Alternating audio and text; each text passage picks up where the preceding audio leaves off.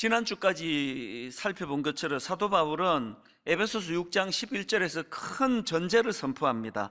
마귀의 간계를 능히 대적하기 위하여 하나님의 전신 갑주를 입어라.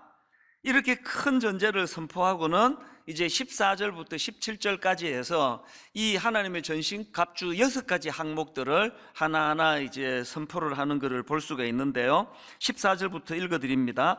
그런즉 서서 진리로 너희 허리띠를 띠고 의의 호심경을 붙이고 평안의 복음이 준비한 것으로 신을 신고 모든 것 위에 믿음의 방패를 가지고 이로써 능히 악한 자의 모든 불화살을 소멸하고 구원의 투구와 성령의 검 곧 하나님의 말씀을 가지라. 여기까지가 지난 특별 새벽 부흥회와 또 지난주 주일까지 살펴본 말씀인데요. 사실 이 정도 전신갑주라고 하면은 거의 완벽한 무장 아닙니까? 한 개인으로서 이 이상 더 갖출 게 없습니다. 근데 제가 참 흥미롭게 생각하는 거는 이렇게 한 개인이 완벽하게 갖출 하나님의 전신갑주, 이 17절로 말씀을 끝내지 않고 사도 바울은 바로 그 다음 18절에서 이제 어떻게 말씀이 연결되느냐, 모든 기도와 간구를 하되 항상 성령 안에서 기도하고, 이 의미를 아시겠습니까? 신앙생활은 한 개인이 얼마나 잘 갖추고 있느냐, 이것의 문제가 아니고 결국은 이 하나님의 전신갑주라는 것은 이런 한 개인의 완전 군장으로 끝나는 것이 아니라 그 완전 군장된 그 모습을 가지고 하나님과의 소통의 자리로 나아가는 것, 여기까지 가야 된다는 것입니다. 그래서 저는 이런 본문의 흐름을 보면서 두 가지 중요한 그 전제를 오늘 좀 말씀을 드리고 싶은데요. 전체 이 전신갑주 시리즈와 관련된 전체적으로 아우르는 두 가지 메시지 중에 첫 번째 메시지가 뭐냐, 여러분 신앙생활에 있어서 가장 위험한 것, 하나님과의 고립된 상태라는 겁니다. 아무리 잘 갖추면 무슨 소용이 있습니까? 그 프로야구 같은 거를 보면은 저 사람은 엄청난 홈런 타자예요. 쳤다 하면 안타고 쳤다 하면 홈런인데, 그런데 여러분 그런 홈런 타자를 하더라도 타석에 들었으면은 끊임없이 그 감독과 혹은 코치의 사인에 늘 그 주의롭게 보고 있다는 거, 이게 되게 흥미롭습니다. 그래서 상대방 투수가 공 하나 던지고 나면 또 감독을 쳐다보고 코치를 쳐다보고, 나는 홈런 타자인데 저런 사인 필요 없다, 이런 선수를 저는 지금까지 본 적이 없습니다. 왜 사도 바울이 17절까지 해서 한 개인의 완전 군장으로서 말씀을 끝내지 않고 이 기도라는 도구를 통해서 하나님과의 소통을 강조하는 말씀으로 연결이 되는가? 성령 안에서 기도하고 이 18절 말씀이 가진 의미가 무엇인가? 여러분, 우리가요 꼭 기억해야 될 것, 이 전신갑주 6개 항목은 그 자체가 하나님과의 소통을 통해서만이 작동되는 특징을 갖고 있다는 겁니다. 이 저 같은 오래 믿은 사람들이 가진 위험이 그런 외적인 걸 갖추었다는 것으로 너무 만족하다가 보니 이걸 잊어버릴 때가 많은 겁니다. 멀쩡히 모태신앙입니다, 5대째 교회 다닙니다, 이런 이야기를 하는데 제가 보면은 그 6가지 군장이 다 녹이 슬어 있는 게 기능이 작동이 안 되는 겁니다. 이 6가지 군장에 결정적인 강력한 특징이 있다면 이 모든 것들이 하나님과의 소통, 이 기도라는 도구를 통한 하나님과의 소통을 통해서만이 이것들이 작동이 된다는 거예요. 이게 지금 오늘 본문에서 보여주는 흐름이고요. 그런가 하면 두 번째로, 지금 말씀이 한 개인의 완전 군장을 잘 갖추는 것으로 끝내지 않고 바로 그 다음으로 기도가 강조되는 18절로 연결되는 이 말씀의 그 흐름을 보면서 저는 두 번째로요, 모든 공급의 원천은 하나님으로부터 시작이 된다는 걸 인식해야 된다는 겁니다. 이 사도 바울의 19절의 이 참 기도 부탁이 너무나 의미가 있는데요. 19절입니다. 또 나를 위하여 구할 것은 내게 말씀을 주사 나로 입을 열어 복음의 비밀을 담대히 알리게 하옵소서 할 것이니, 지금 말씀을 그 바울에게 말씀을 달라고, 그렇게 좀 기도해 달라, 이런 부탁을 하는 사도 바울에게 있어서 결정적으로 바울이 알고 있는 게 뭡니까? 이 말씀 공급의 원천이 자기 자신에게 있는 게 아니라 하나님으로부터 공급된다는 걸 너무나 잘 알고 있었기 때문에 이런 부탁을 하는 거 아닙니까? 이것과 관련해서 저도요, 제 자신이 이해가 안 되는 불가사의한 게 하나 있습니다. 올해로 제가 딱 설교를 지금 30년째 하고 있습니다. 내 인생의 절반을 이 설교하는 것에 모든 걸 다 내던진 삶을 지금 살아가고 있는데 뭘 이해를 못하는가? 이렇게 오래 설교를 하고 했음에도 불구하고 여전히 월요일 아침이 되면은 이번 주 다음 주 설교할 머리가 하얘지고요, 여전히 토요일 저녁이 되면 설교 준비를 다 끝냈음에도 불구하고 안절부절하고 불안하고 냉장고 문을 열었다 닫았다 하고 제 아내의 표현으로는 이 고산병에 걸린 것처럼. 보통 여러분 그 1만 시간의 법칙이라고 들어보셨지 않습니까? 어떤 분야의 전문가가 되려면 최소한 1만 시간 정도의 훈련이 필요하다. 이게 1만 시간의 법칙이고요, 이것과 비슷한 게 한 분야를 10년을 한 분야를 뚫으면 그 분야의 전문가가 된다. 이게 다 같은 얘기거든요. 여러분, 저는요 한 분야를 30년을 지금 뚫고 있습니다. 아니 그런데 왜 토요일 저녁이 되면 왜 안절부절하고 마음이 불안하고 염려가 되고 왜 이런 이상한 일이 왜 생기느냐고요. 아니 이거는 신학교 금방 입학한 그 신학생 시절에 보여줘야 되는 그 어설픔 아닙니까? 어떻게 말하면은 신학교 다닐 때는 이런 초조함이 없었습니다. 설교가 좀 자신이 있었거든요. 막 그냥 소리 지르고 막 다 했는데, 아니 왜 갈수록, 요즘에는 제가 제 모교인 총신대학 신학대학원에서 전에는 와서 뭐 채플 인도해 달라, 또 여름 수련회 경건회를 3일간 인도해 달라 그러면 그 자리에서 오케이 했습니다. 아니 이런 영광이 있습니까? 요즘은 100% 다 사양합니다. 안 가본 지가 지금 뭐 수년이 지났습니다. 자신이 없어요. 그 요즘에 제가 우리 교역자들에게 뭐 이렇게 저렇게 잔소리를 많이 하는데요, 딱 하나 안 하는 게 있습니다. 설교에 대해서는 잔소리 안 합니다. 내가 어느 목사님 그 수요 설교 듣고 불러가지고 설교는 그러면 안 된다, 이래라 저래라 이렇게 코치해버리면 그분이 누구를 자꾸 의식하게 됩니까? 말씀의 원천이 하나님을 의식해야 되는데 우리 담임 목사가 또 이것도 뭐 또 지적하면 어떡하나, 그렇게 될까봐 제가 지금 단 한 번도 설교를 가지고 지적해 본 적이 없습니다. 사도 바울이 지금 지금 막 모든 사람들이 신앙의 대가로서 그 존경하고 존경을 받는 그런 입장에 있으면서도 나 위해 기도해 달라, 내게 말씀을 주사, 말씀을 잘 전할 수 있도록 기도해 달라. 원천이 자기로부터 나오는 게 아니라는 건 하나님께로부터 나온다는 걸 철저하게 인식하고 계셨다는 거 아닙니까? 그래서 저도 토요일마다 막 이렇게 하는 게 사실 좀 불편하거든요. 일주일에 한 번씩 이렇게 안절부절하고 누구도 잠이 안 오고 또 잠도 깊이 안 오고, 알람을 새벽 3시에 맞춰 놓으면은요, 알람 소리 듣고 깨는 경우는 1년에 몇 번 되지도 않습니다. 그 전에 깨요. 잠을 깊이 못 잔다는 소리거든요. 이게 저를 참 불편하게 하지만, 그러나 저는 하나님 앞에서 이게 옳다고 생각을 합니다. 제가 뭐 어느 후배를 만나든 심지어는 뭐 우리 교육전사님을 만나도 그때 항상 하는 말이 나한테 조언해 줄 거 없나? 왜 그래야만 됩니까? 원천이 제게서 나오는 게 아니라는 걸 알거든요. 그래서 또 알아요. 내일 새벽 되면은 그 다음 주 본문을 보면은 막막해요. 이거 가지고 어떻게 또 요리를 하지? 늘 사도 바울과 같은 그 심정이 어떤 심정인 걸 알기 때문에 은혜를 달라고.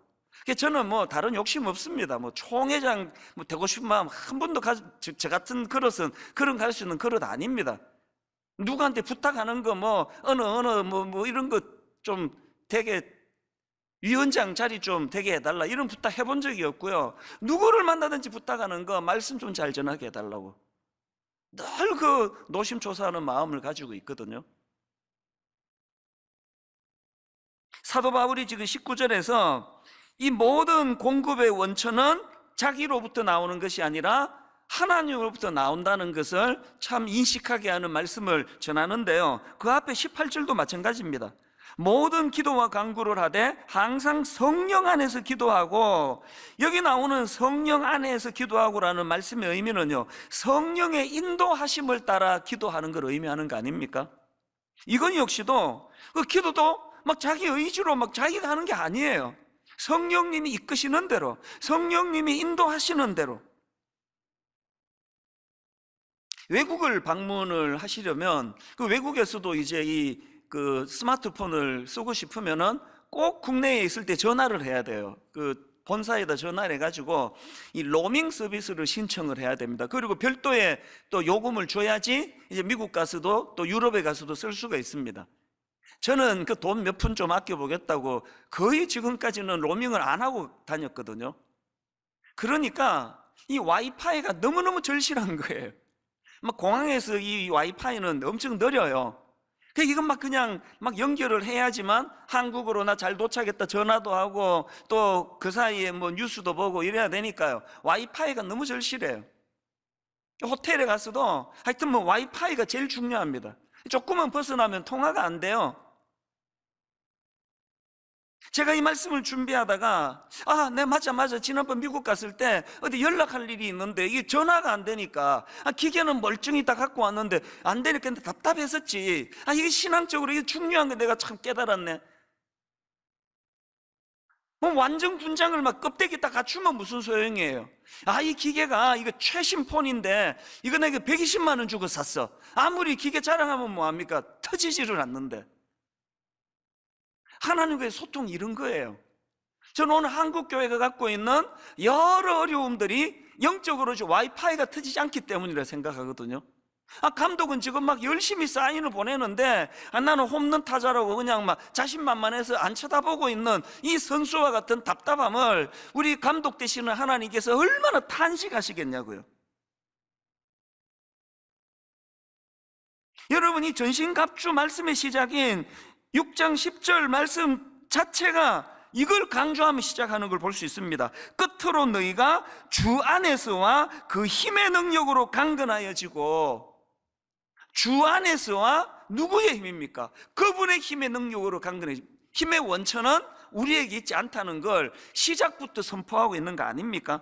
이 10절을 메시지 성경으로 보니까 이렇게 번역을 합니다. 하나님은 강하신 분입니다. 하나님은 여러분도 그분 안에서 강하기를 바라십니다. 누가 기도의 자리로 나갈 수 있습니까? 신앙이 뭔지를 정확하게 아는 사람이에요.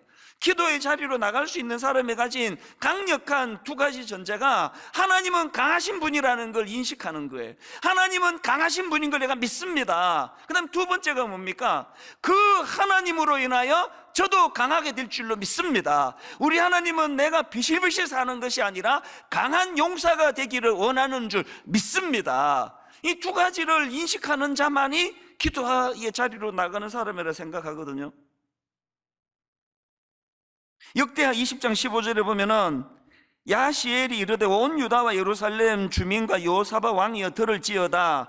여호와께서 이같이 너희에게 말씀하시기를 너희는 이 큰 무리로 말미암아 두려워하거나 놀라지 말라. 왜 이렇게 두려워하거나 놀라지 말라고 하시느냐? 이 전쟁은 너희에게 속한 것이 아니요, 이 전쟁은 너희에게 속한 것이 아니요 하나님께 속한 것이니라. 아까 그 말로 빗대 말하면 이 기계가 대단히 작동이 잘 되고 안 되고가 문제가 아니라 와이파이가 터지는 데 있느냐? 네 위치가 중요하다는 거 아닙니까? 그렇기 때문에 여러분 18절에 이 말씀에 이 강조점 보세요. 모든 기도와 간구를 하되, 모든 기도와 간구를 하되, 그 다음 항상 성령 안에서 기도하고. 어떻게 항상 기도하느냐고 이렇게 말하시는 분이 계시면요, 신앙의 초보입니다. 금요일 날 와가지고 교회가 정해준 대로 주여 주여 눈 감고 부르짖는 것만이 기도가 아니에요. 와이파이가 터지는 그 모든 것이 기계와 그것이 소통이 되는 것처럼 항상 기도하는 게 뭘 의미합니까? 늘 그분을 인식하는 거거든요. 늘 그분의 뜻을 생각하는 거거든요. 공적으로 눈을 감고 부르짖어 기도할 때가 있다면 지하철을 타고 가면서도 늘 그 지하철 안에서도 하나님과의 와이파이가 소통이 돼서 그분의 뜻을 구할 수 있는 거거든요. 설교 준비하면서, 밥을 먹으면서, 자녀를 교육하면서 항상 모든 기도와 간구를. 그래서 오스왈드 챔버스가 이런 말을 했습니다. 기도는 위대한 사역을 위한 준비가, 잘 들어보세요. 기도는 위대한 사역을 위한 준비가 아니라 기도 자체가 이미 더 위대한 사역입니다. 문제가 뭡니까? 우리는 자꾸 기도를 더 어떤 중요한 사역을 위한 덜러리로 생각을 해요. 이걸 이루어내는 도구로 생각해요. 아닙니다. 기도 자체가 더 위대한 사역이라는 거예요. 기도 자체가. 그래서 여러분, 답답한 일이 생기고 기도할 일이 생기면 더 위대한 기도를 할 수 있는 찬스가 온 거예요. 찬스가. 마틴 루터도 비슷한 말을 했습니다. 나는 너무 바빠서 하루에 3시간 이상 기도하지 않을 수 없습니다. 저는 처음에 이 말을 옛날에 잘 이해를 못했습니다. 그 바쁜 거하고 기도하는 거, 3시간 기도하는 게 무슨 상관이냐. 요즘 조금 제가 이게 좀 이해가 좀 될 듯 말 듯 해요. 이게 무슨 뜻인가 하면은요, 그 권사님 집에서, 순장님 집에서 애가 고3이 되는데 2학년 때까지 고등부 잘 나가던 애들 보고 너 교회 가지 마라, 고3인데 학원 가라, 이런 어리석은 생각을 하면 안 된다는 것이 루터가 얘기하는 거거든요. 아니, 가장 하나님과 소통하고 가장 하나님께 부르짖고 능력의 원천이 이 게을러 터진 우리 아들에게서 나오는 게 아니라 여호와 하나님으로부터 공급된다는 걸 경험할 수 있는 고3이 됐는데 원천을 봉쇄해버리는 거 아닙니까? 너 학원 가라고, 와이파이 다 끊고 네 힘으로 한번 해보라고. 제가 늘 감사하는 건요, 제가 사랑의 교회에서 사역할 때 그때는 초등학교 1학년 부서, 초등학교 2학년 부서, 중학교 1학년 부서, 중학교 2학년, 고등학교 1학년, 고2, 고3 이렇게 그 학년별로 다 이제 분산이 돼 있을 텐데요, 제가 우리 제자들에게 너무너무 제가 감사하게 생각하는 건 항상 고3 부서가 다른 어떤 학년들보다 출석이 제일 많았습니다. 그 당연한 거 아닙니까? 막 철없던 고등학교 1, 2학년 때는 뭐 좀 놀고 뭐 교회도 안 가고 했더라도 고3이 되면 지금이야말로 능력의 원천 되시는 하나님께 부르짖어야 되겠다. 그거 당연한 거 아닙니까? 철로 역정을 쓴 존 번연도 비슷한 명언을 남겼는데요, 들어보세요. 기도는 죄를 멈추도록 이끌지만 죄는 기도를 멈추도록 유혹할 것입니다. 여러분, 영적 전쟁에서 여러분이 지금 잘 싸우고 있느냐 못하고 있느냐 기도를 보면 아는 거예요. 왜? 기도는 영적 전쟁에서 이기도록 하는 도구가 아니고요, 결국은 사단이 뺏고자 하는 건 내가 가진 이 기도의 능력, 기도. 근데 이 기도가 뺏겼는데 다 갖추고 있다. 와이파이 안 터지는 곳에 외국에 그 핸드폰 자랑하고 다니는 어리석은 것 같은 거라니까요. 영적 싸움은 기도를 통해서 이기는 것도 있지만 기도 지키기. 한국교회가 뭐라 뭐 악플이 많고 비난하고 뭐 이걸 자꾸 겁내시는데요, 그거는 결정적인 걸 빼앗겼기 때문에 나타나는 부작용에 불과하다고 생각을 합니다. 저는 정말 저와 여러분이 능력의 원천이 나에게서가 아니라 그분으로부터 나온다는 사실을 철저하게 인식하게 되기를 바라고요, 이걸 인식한 사람만이 할 수 있는 기도의 자리로 나아가게 되기를 간절히 바랍니다. 이 두 가지 교훈을 포괄적으로 드린 이 두 가지 교훈은 항상 기억하시고요, 뭐라 그랬죠? 신앙생활에 있어서 하나님과의 고립, 이것만큼 위험한 게 없다. 그리고 또 하나가 뭐라 그랬죠? 모든 공급의 원천은 내가 아니라 하나님이시다. 그분이 주시는 대로 공급을 받는 거다. 늘 우리는 이것을 인식하고 기도의 자리로 나가야 되는데요, 근데 제가 오늘 본문을 보면서 큰 그 두 가지 물줄기로 본문의 흐름을 제가 좀 소개를 드리려고 하는데요, 전제가 뭐냐? 성령 안에서 기도하고예요. 이 성령 안에서 기도하고라는 큰 우산 아래 두 갈래 물줄기가 흘러가는 것을 볼 수가 있는데, 이걸 가지고 제가 이제 두 갈래로 설명을 드리려고 합니다. 자, 성령의 인도하심에 따라 드리는 두 가지 기도, 제가 이렇게 잡아봤는데요, 이 두 가지 물줄기예요. 성령 안에서 기도하는 이 물줄기가 하나는 어디로 흐르느냐? 타인을 위한 기도로 흐릅니다. 18절에 나오는 여러 성도들을 위하여 구하라. 자, 이 물줄기를 한번 보십시오. 18절에 모든 기도와 간구를 하되 항상 성령 안에서 기도하고, 그리고 이 물줄기가 어디로 흘러갑니까? 이를 위하여 깨우고 구하기를 항상 힘쓰며 여러 성도를 위하여 구하라. 이게 굉장히 중요한 의미가 있다고 생각합니다. 죄성을 가진 우리는요, 나 자신만을 위해 살기에 급급한 우리는요, 절대로 먼저 나를 위한 기도보다 타인을 위한 기도가 먼저 나오질 않습니다.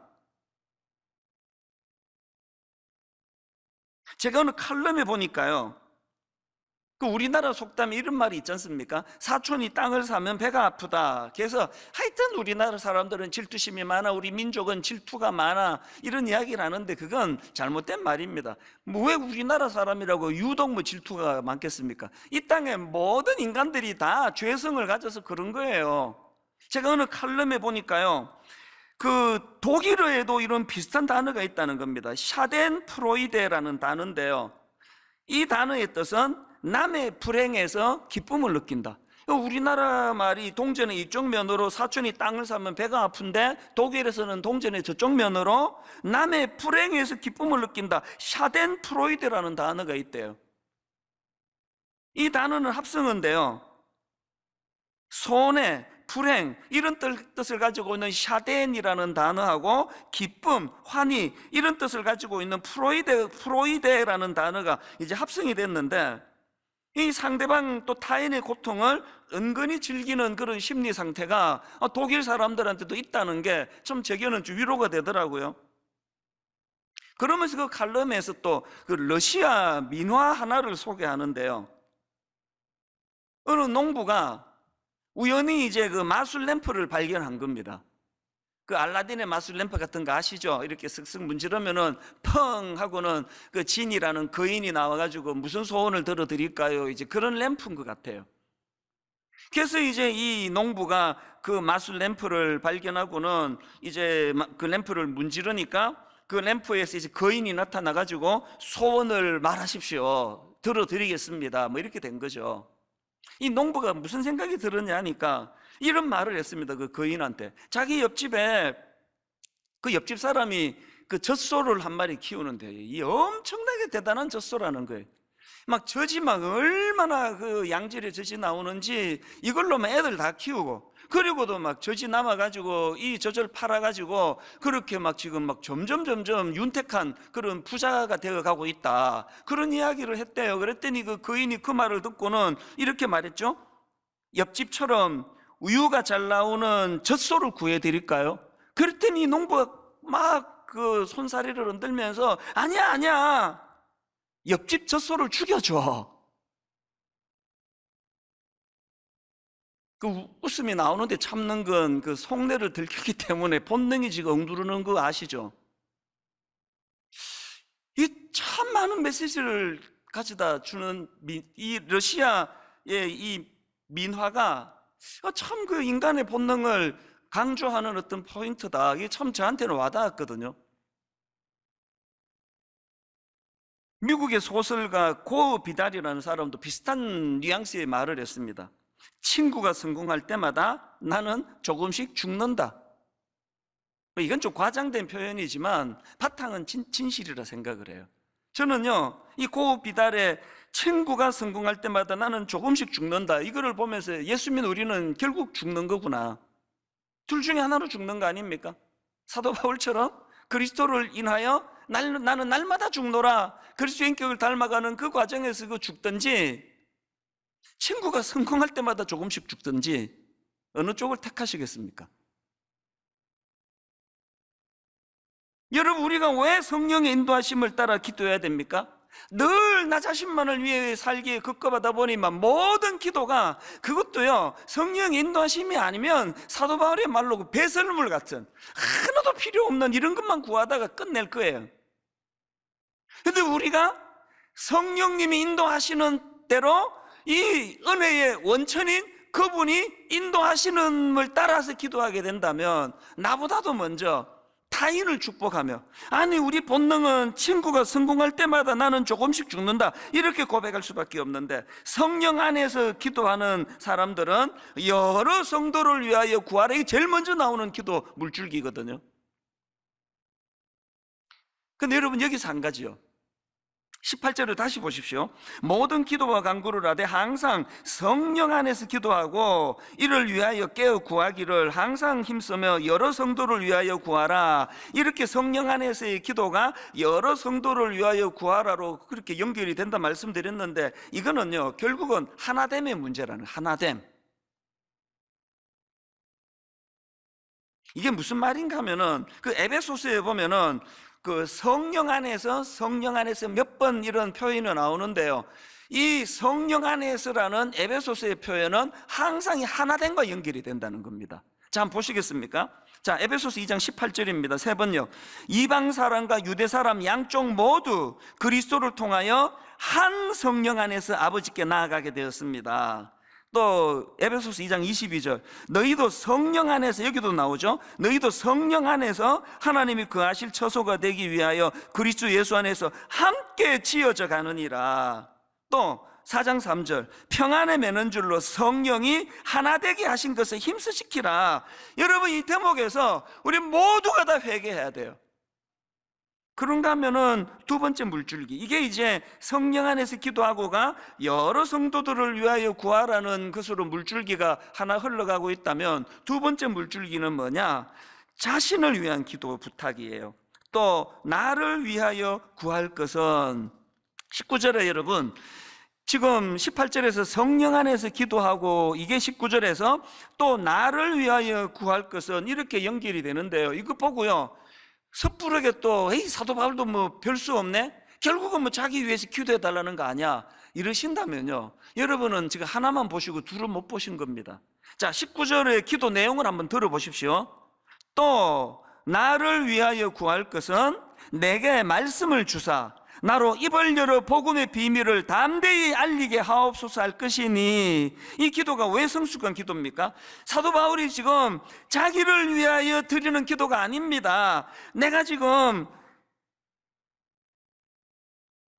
감옥에 갇혀 있는데 나 여기서 좀 풀어나게 해달라, 이런 기도가 아닙니다.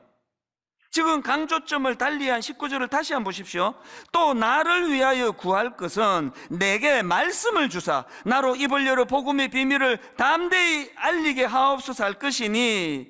20절, 이 일을 위하여 내가 쇠사슬에 매인 사신이 된 것은, 이 일을 위하여 내가 쇠사슬에 매인 사신이 된 것은, 사신은 요즘으로 치면 대사. 그래서 20절에 나는 사신이 되었다, 이 말씀은 나는 왕의 메시지를 가지고 파송된 사명자라는 뜻입니다.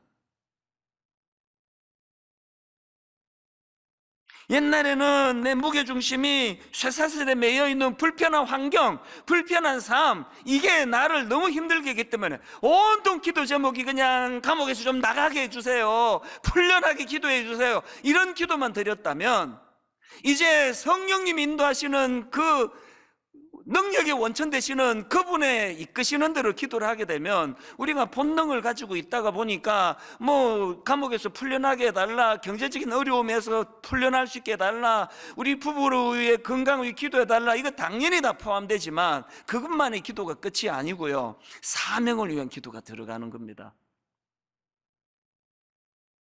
20절에서 사도 바울의 마음이 확 느껴지는데, 세 번역으로 보십시오. 나는 사슬에 매여 있으나 이 복음을 전하는 사신입니다.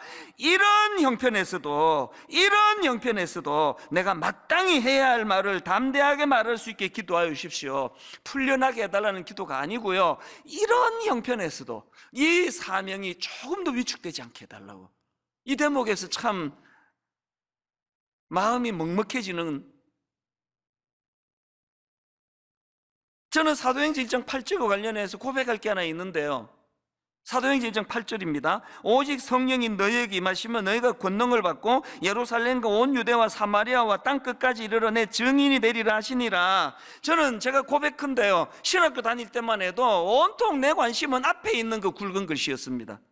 오직 성령이 너희에게 임하시면 너희가 권능을 받고 두나미스, 다이나마이트와 같은 능력을 주시기 원합니다. 내 관심은 온통 권능을 받고였습니다. 이게 얼마나 미숙한 생각이었는지를 요즘은 조금 알 것 같아요. 주님의 포인트는요, 너희가 권능을 받고 여기 있지 않습니다. 주님의 포인트는 맨 마지막에 나오는 이 한마디예요. 오직 성령이 너희에게 임하시면 너희가 권능을 받고 예루살렘과 온 유대와 사마리아와 땅끝까지 이르러 내 증인이 되리라 하시리라. 이 주님의 마음이 내게 와닿아가지고 어떻게 해서든 내가 주님의 증인으로서의 삶을 살아야 되겠다. 아까 사도 바울의 그 20절 표현으로 말하면 이런 형편에서라도, 여건이 안 되는 이런 상황에서라도 정말 우리 주님을 시원케 드리는 이 사명을 감당해야 되겠다. 아버지 하나님, 주님 땅끝까지 내 증인이 되라 하신 말씀 앞에 순종하며 가기 원하는데, 그러기 위하여 주님 권능이 필요합니다. 다이나마이트와 같은 능력이 필요합니다.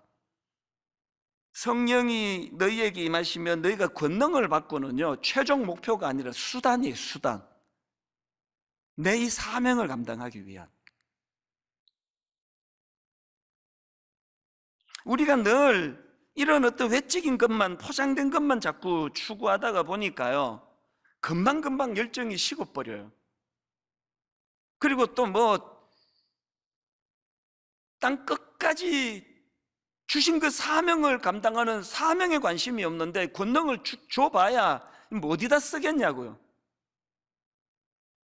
그래서 청교도 설교자인 토마스 브룩스가 한 이 열정 없는 기도가 참 얼마나 초라한 기도인지를 이렇게 명언으로 남겼습니다. 한번 들어보십시오. 뜨거움이 없는 기도는 항상 하늘에 닿기 전에 얼어버립니다. 뜨거움이 없는 기도는 항상 하늘에 닿기 전에 얼어버립니다. 지금 땅 끝까지 이르러 내 증인이 되리라는 목표의식이 없는데 하늘에 닿기 전에 얼어버리는 거예요. 저는 토마스 브룩스의 저 명언을 제가 보면서 요즘에 우리나라가 유산균 그러잖아요. 막 TV에만 크면 그냥 건강 요새가 많으니까 유산균이 이렇게 중요하대요. 이 유산균이 유익한 균이 그 장에 많으면 살도 빠진다 그러더라고요. 그래서 막 열심히 막 사다 먹고 하는데 문제가 뭐냐?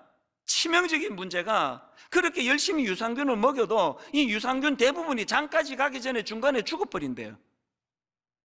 중간에 죽어버리는데 장까지 가지도 못하는데 무슨 소용이 있냐고요. 저는 하나님 앞에 이 한국교회를 향한 건강한 유산균 같은 존재가 되기를 기도합니다. 건강한 유산균 같은 존재가 되기를 기도하되 장까지 내려가는 존재가 되기를 원합니다. 그럼 어떻게 해야 돼요? 사명에 눈을 떼야 되는 거 아닙니까? 나는 상처받을 수도 없고 여기 앉아 힘들다고 주저앉을 수도 없고 도중에 나는 하차할 수도 없고.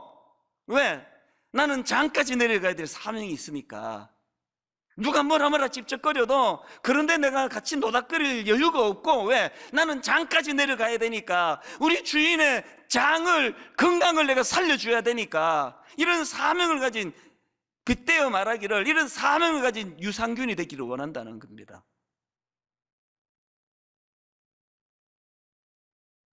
이런 면에서 저는 이 19절 말씀, 우리 성경으로는요, 이게 좀 번역이 하나 빠져버렸는데요. 자, 18절입니다. 자, 18절을 다시 한번 보십시오. 이를 위하여 깨어 구하기를 항상 힘쓰며 여러 성도를 위하여 구하라. 이게 그 헬라어 원문에 가깝게 직역을 하면 이렇습니다. 이것을 위하여 온전히 인내하면서 그리고 모든 성도들을 위하여 간구하면서 깨어 있으십시오. 아니, 이 중요한 걸 왜 번역에서 빼버렸는지 모르겠네요. 새 번역이 오히려 그 의미를 잘 담고 있습니다. 온갖 기도와 간구로 언제나 성령 안에서 기도하십시오. 이것을 위하여 첫째, 늘 깨어서, 둘째, 끝까지 참으면서 모든 성도를 위하여 간구하십시오. 오늘 결론을 이렇게 맺기를 원합니다. 저와 여러분이 이 18절에서의 기도 제목이 우리 안에 사무치기를 원합니다. 이것을 위하여 온전히 인내하면서 그리고 모든 성도들을 위하여 간구하면서 깨어 있으십시오. 하나님, 빗대어 설명하기를, 하나님, 정말 저는 하나님 나라의 장을 건강하게 만드는 유산균이 되고 싶습니다. 그래서 장까지 가기 전에 죽어버리는 초라한 유산균이 아니라 기어의 아버지 목적지 장까지 도달하기를 원합니다. 이 일을 이루기 위하여 인내가 필요하다면, 이 일을 위하여 수모를 겪어야 된다면, 이 일을 위하여 수모를 감수해야 된다면, 이런 것에 제가 에너지를 낭비하지 않고 장까지 내려가겠습니다. 결론을 맺으면서요, 그 미국의 어느 초등학교에서 이제 그 숙제를 내줬대, 어린애들을 보고. 그 하나님께 편지를 한번 써봐라. 뭐 지금은 너무나 타락한 미국이지만 영적으로, 그러나 그 바탕이 기독교 국가다 보니까 이런 숙제들을 뭐 가끔씩 내주나 봅니다. 제가 그 글을 보면서 너무 마음이 제가 흐뭇한 미소를 지었는데요, 어린애다운 내용이 너무 많습니다. 참 순수합니다. 하나의 편지가 이렇습니다. 하나님, 밤하늘의 별들을 언제나 제자리에 갖다 놓으시니 참 대단하십니다. 참 어린이다운 순수함이 묻어있지 않습니까?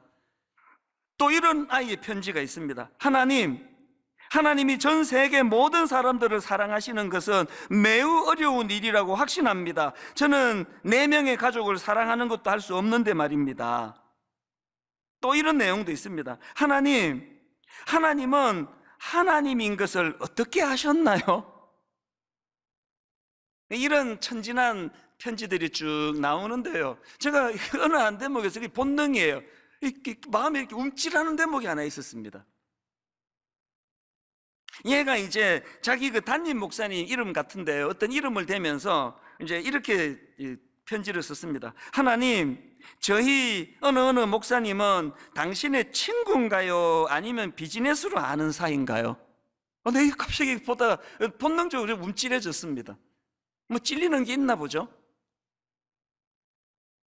우리 유치부애가 이렇게 기도한다고, 우리 이찬수 담임 목사님은 하나님의 친구인가요? 친밀감을 가진 친구인가요? 아니면 단지 비즈니스로 아는 사이인가요?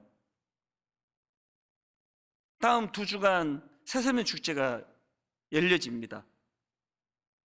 누가복음 22장 31절, 시몬아 시몬아 보라, 사탄이 너희를 밀가부로 얻어하려고 요구하였으나 그러나 내가 너를 위하여 너의 믿음이 떨어지지 않기를 기도하였노니. 그 다음 보세요. 첫째, 너는 돌이킨 후에, 둘째, 너의 형제를 굳게 하라. 코로나19 때문에 올해 새세면 축제 없습니다. 큰일 날 소리예요. 때를 얻든지 못 얻든지, 아까 사도 바울처럼 비록 내가 감옥에 갇혀 있는 상황이라 할지라도, 그런 형편이라 할지라도 먼저 하나님, 내가 돌이킨 후에 나의 형제를 굳게 하는 일에 쓰임받기를 원합니다.